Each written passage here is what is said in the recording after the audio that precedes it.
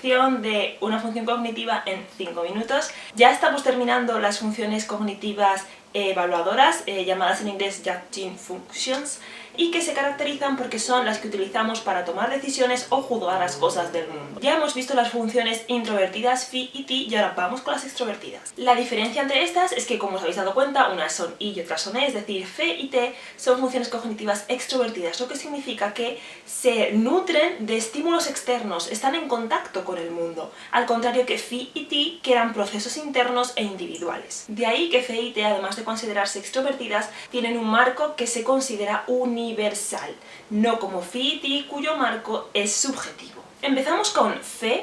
Esta es la función que se ocupa de las emociones y conexiones interpersonales, es decir, fuera de nosotros, no dentro de nosotros, como hacía phi. Phi toma como marco de referencia los valores socialmente aceptados y por tanto considerados universales en general. Es decir, a la hora de juzgar algo o a alguien o tomar decisiones, Phi toma como criterios la armonía de grupo, la paz, la compasión, esa clase de valores que digamos que sirven para nutrir y formar y cohesionar más una sociedad. Es decir, armonía y fórmulas sociales que funcionen para todo el mundo. Básicamente es una función que está al tanto en todo momento de lo que los demás sienten o podrían sentir en cualquier momento y situación, por lo tanto es agotador.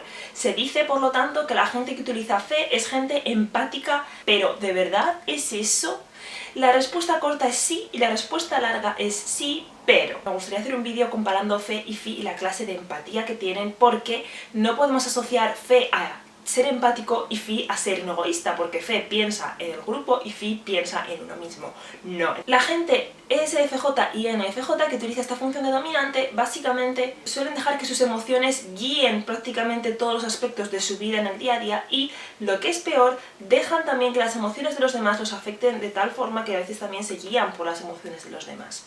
Es decir, muchas veces también se sienten responsables de las emociones de los demás. La gente que utiliza Phi en estadios altos tiende a proyectar las emociones de los demás en sí mismos. Ya no suena tan sencillo como parecía. Por eso digo que puede ser llamado empatía, pero no es exactamente empatía. Pero, ya dicho, lo abordaré en otro vídeo. Son gente compasiva, gente que va a tender siempre a hacer lo mejor para el grupo. Por lo tanto, reprueban actitudes excesivamente individualistas que no ayuden a la armonía del grupo, o se toman a lo personal acciones de otros que no ayuden a preservar esa cohesión social. Eso significa que la gente Phi va a sentir y vivir contigo tus problemas y tus cosas, pero puede juzgarte si tú no haces lo mismo con ellos. Pero bueno, eso también puede ser estadios ya tirando a malos más que buenos. Básicamente Phi lo que hace es identificar los valores que cree necesarios universalmente hablando para mantener la armonía social, y lo que busca es la paz y el entendimiento y la comprensión entre individuos, y lo cierto es que parece todo bastante utópico. La verdad es que esta gente es bastante sufrida, pero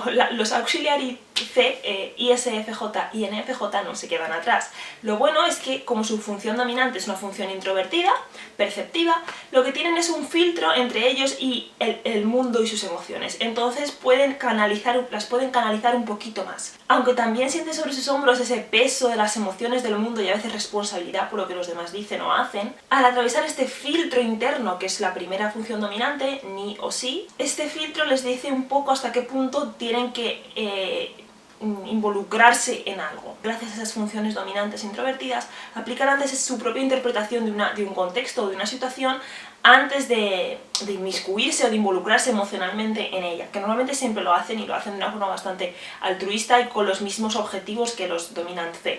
Pero tienen un proceso interno antes por el cual les cuesta un poquito más llegar hasta ahí y analizan un poquito más las cosas. Y si los que utilizan Phi son tan sufridos y tan altruistas y piensan tanto en los demás, aquellos que la usan pero en tercer y cuarto lugar son todo lo contrario. La respuesta corta es sí y la respuesta larga es no, pero. Aquellos tipos que utilizan Phi en tercer lugar son ENTP y ESTP, que si habéis visto mi vídeo anterior de ti, lo recordaréis porque forman parte de ese grupo de personas que creen que tienen la verdad absoluta teórica en su mente. Yo creo que es lo que está bien y tiene validez y te lo voy a contar. Por lo tanto, ¿qué pasa con esta gente? Que la verdad es que no tiene mucho filtro social y no atienden a normas de lo que puede resultar incómodo u ofensivo para los demás. En su favor diré que lo suelen hacer sin mala intención. Es básicamente que no tienen ese filtro, sus filtros son otros. Sin embargo, todavía tienen un poquito de inteligencia interpersonal y emocional. porque son gente bastante sociable y atrae bastante a los grupos. Fe les ayuda a tener un poquito de sensibilidad en el hecho de detectar en los demás las motivaciones que tienen o incluso los deseos. Y eso es lo que los une un poco emocionalmente al resto, aunque no se les dé nada bien leer sus emociones o predecir sus reacciones. Si un NTP o un STP está en estadios maduros de la función Fe, lo que hacen es utilizar esta función para detectar eso, las motivaciones y deseos de los demás e incorporarlos a sus planes e ideas y no actuar siempre por su cuenta ni pensar que solo son ellos los que tienen la razón.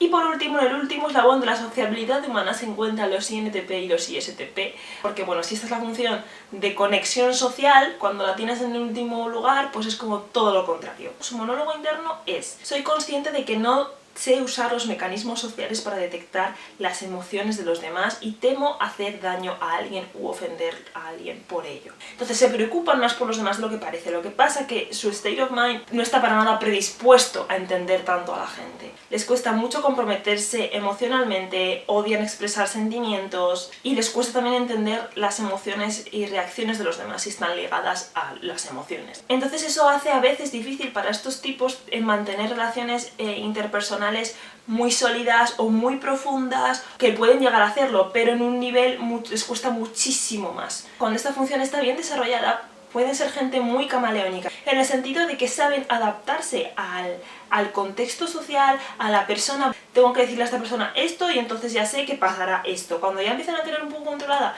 a la gente, entre comillas, ya conocen más a alguien o ya están más habituados a un entorno, son camaleónicos en el sentido de que hacen lo que saben que deben de hacer en un sitio u otro, o dicen lo que tienen que decir en un sitio u otro para quedar bien, para crear armonía, para no meterse en conflicto, aunque su yo innato no sea así. Es más bien una técnica de adaptación, diría yo.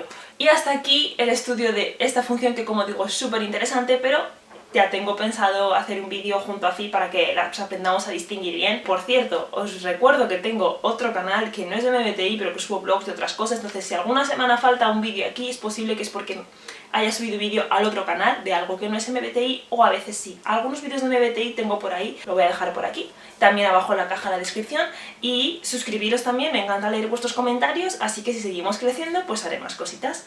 Nos vemos la semana que viene, adiós.